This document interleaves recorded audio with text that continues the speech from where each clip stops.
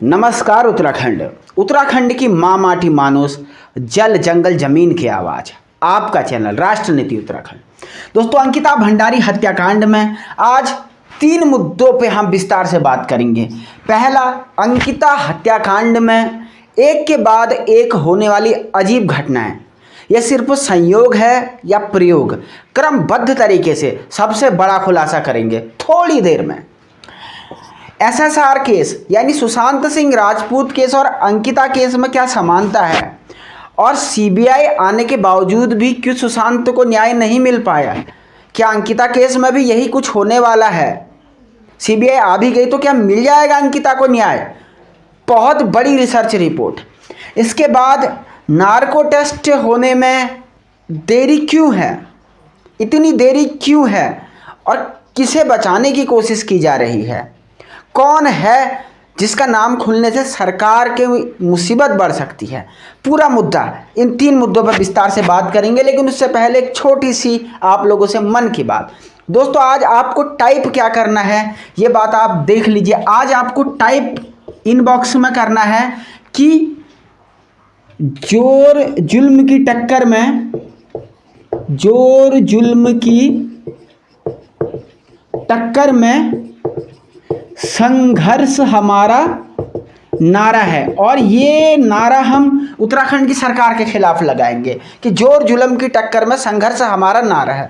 और एक बात, अगर आप हमारे वीडियो को लाइक करते हैं तो इसका मतलब होता है कि आप हमारे इस मुहिम के साथ हैं।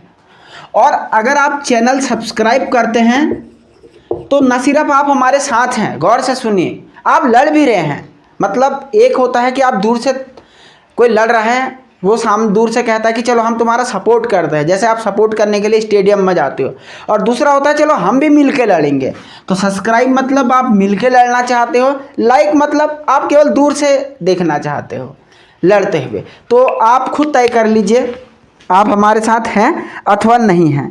तो ये, और कमेंट ज़रूर कीजिए। अब मैं ज़्यादा इधर उधर ना करते हुए अपने मेन मुद्दे पे आता हूँ कि अंकिता हत्याकांड की वो अजीब गरीब घटनाएं क्या है।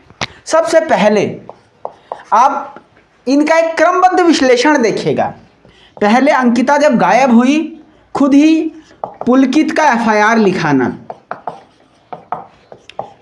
पुलकित का एफआईआर लिखाना, यानी पुलकित ने खुद ही आगे बढ़ के एफआईआर लिखाई ताकि इसे आत्महत्या, अपहरण, कहीं से भाग जाना इसमें तब्दील किया जा सके।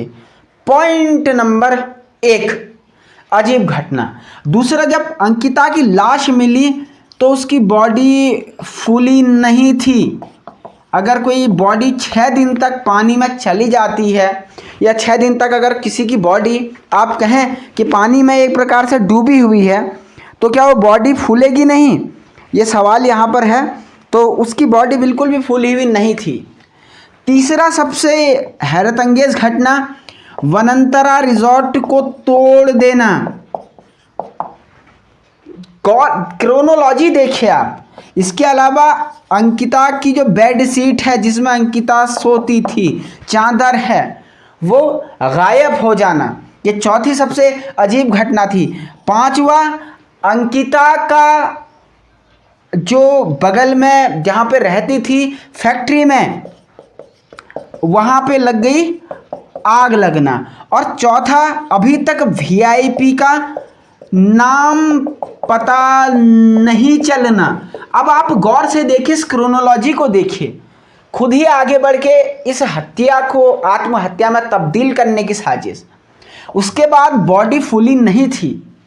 क्या पता घंटे पहले, 1.5 घंटे पहले, 2 घंटे पहले ही उस बॉडी को वहाँ पे ठिकाना लगाए जाने की कोशिश की गई हो। वनंतरा रिजॉर्ट तोड़ दिया गया, जो क्राइम सीन था बर्बाद कर दिया गया। बेडशीट गायब कर दी गई, आग लगा दी गई, और वीआईपी का नाम अभी तक पता नहीं चला। तो मैं आज पूछना चाहता हूँ सरकार से, ये सिर्फ संयोग है या कोई प्रयोग है? बहुत बड़ी बात है, ये संयोग है या प्रयोग है, ये जवाब उत्तराखंड की सरकार को देना पड़ेगा। आप लोग क्या सोचते हैं कि संयोग है या प्रयोग है? अब आज के दूसरे मुद्दे की तरफ मैं चलता हूं।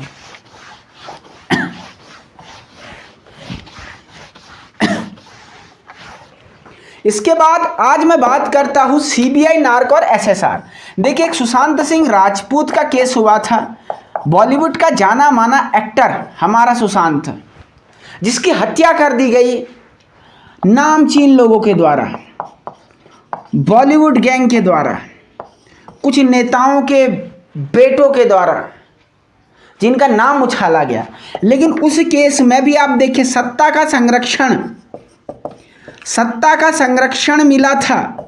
एक बेबी पेंगुइन, एक पापा पेंगुइन, दो शब्द आपको सुने दिए होंगे। मैं किसी को डिफेम नहीं करना चाहता, इसलिए किसी का नाम नहीं ले रहा हूं, बस संकेतों में आपको बता रहा हूं। उस पर भी आरोप लगा था बेबी पेंगुइन पे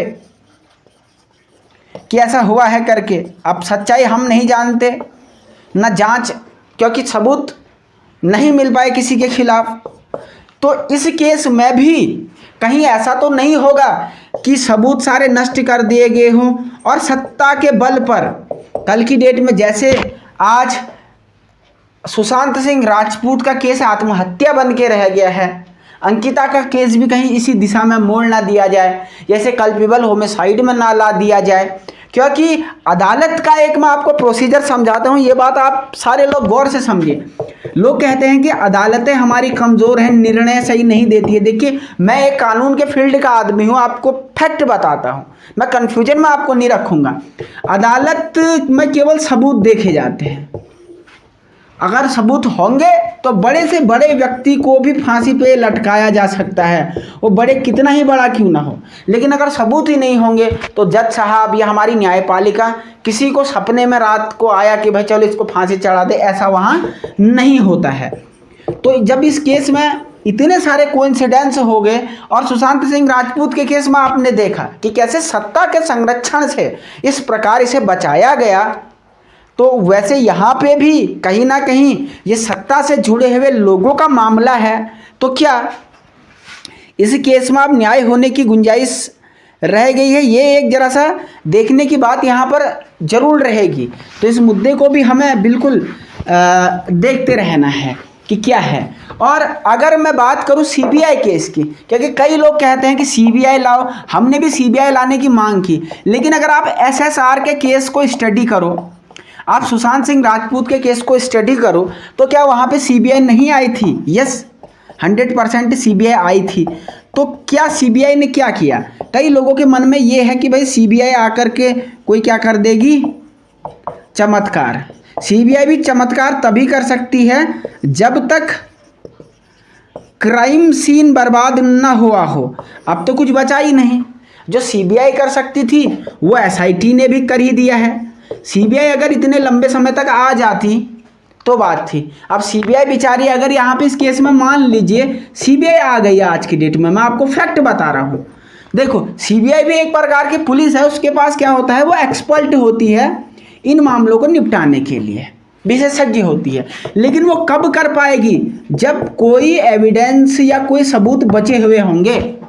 या तो सबूत आज की डेट में एसआईटी के पास हैं जितने हैं, और जो नहीं है वो बर्बाद कर दिए गए हैं। तो अब सीबीआई आकर के क्या कर लेगी, आप मुझे बताइए। ये मैं आपको प्रैक्टिकल बात बता रहा हूँ। इतना बड़ा एसएसआर का केस हुआ, आज मैंने उसी की बात करी है। इतना बड़ा एसएसआर का केस हुआ, लैक ऑफ एविडेंस में सभी लोगों को जो है उसमें अभी किसी को भी सजा नहीं हुई, और लगभग वो केस आज एक आत्महत्या के केस के आसपास बना हुआ है, उसकी वैलिडिटी बनी हुई है। और दूसरी सबसे बड़ी बात है कि नार्को टेस्ट के लिए स्टिल सरकार की ओर से कोई अपील नहीं की गई है और की भी नहीं जाएगी। कारण वाई? क्योंकि वीआईपी का नाम भाई पता चलेगा तो ये बात सब जानते हैं, मुसीबत में कौन आने वाला है? मुसीबत में खुद सरकार आने वाली है। तो खुद को कोई मुसीबत में लाता है भला, ये बात यहाँ पे देखने की रहेगी। तो ये अंकिता केस में बहुत सारे अपडेट थे, और आज हमने इस केस की एसएसआर केस और सीबीआई के एंगल पे भी हमने आज आपको कंपैरिजन करके जो है बता दिया था कि क्या है। तो ये हमारा पूरा आज का मुद्दा था। अगर आप अंकिता के केस में हमारे साथ मिलकर लड़ना चाहते हैं दूर रहकर, तो लाइक करें, और अगर आप इस जंग को हमारे साथ रह के लड़ना चाहते हैं, मिल के लड़ना चाहते हैं, अपना सपोर्ट, अपना प्यार, आशीर्वाद देना चाहते हैं, तो सब्सक्राइब करें। सबसे तथ्यपरक, सबसे सटीक कानूनी विश्लेषणों के लिए राष्ट्र नीति उत्तराखंड ट्यून इन करें। कल फिर मिलेंगे नए अपडेट के साथ। Thank you so much. देखते रहें राष्ट्र नीति उत्तराखंड।